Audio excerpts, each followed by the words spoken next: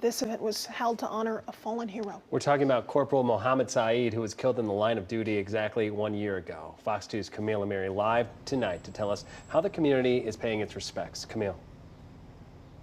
Yeah, it was somber, but it was also celebratory. Beginning at the beginning of the day, I should say, starting at the beginning of the day, I want you to take a look at some video. Very, very somber event. Motorcycles riding the journey that he took from where it happened, obviously to the hospital, and then his final resting place as the funeral home, and then to the cemetery. Now, you may remember it was July 21st, 2024. Officer Mohamed Said in Melvindale, officer only on the job for 18 months, 26 years old, responded to a call of a suspicious person, and when he arrived, that person shot and killed him. That person arrested a couple days later after a massive manhunt.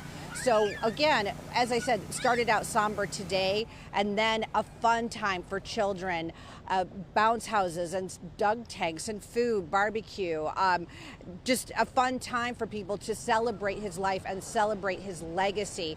They say that this is something that they want to do every year because they don't want to forget Officer Mohamed Said and the amazing things he did. He was always helping people, working extra hours to raise money to pay for Christmas toys for kids who couldn't afford, parents who couldn't afford them. I heard a story today about how if he saw a stray cat, he would actually go to the pet food store and go get a can of cat food and leave it for that stray cat so that stray cat would have something to eat. Just a testimony to what kind of man this was. Take a listen. I'm pretty sure he's smiling down on us and, you know, moving the rain away from us. So it's just words. He's a great person. Today's more of a happy and an enjoyable day. Tomorrow, you know, there's going to be some heavy hearts. We're always going to remember, and we're always going to do stuff like this for Mo, because this is what he would want. We'll always have the up and down. We're always going to live that roller coaster because we have to.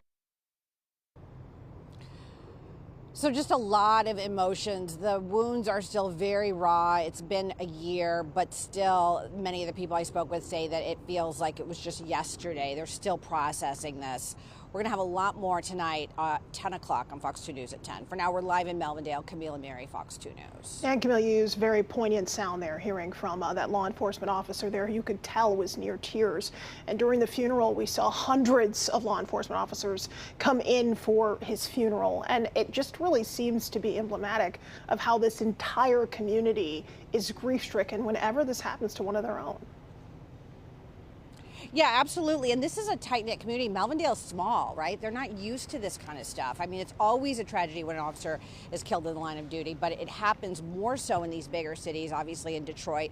Melvindale is small, and this is something that they just weren't prepared for. You're going to hear more about that at 10 o'clock, and also hearing from the chief, who has always said that Officer Said was like a son to him. They were very close.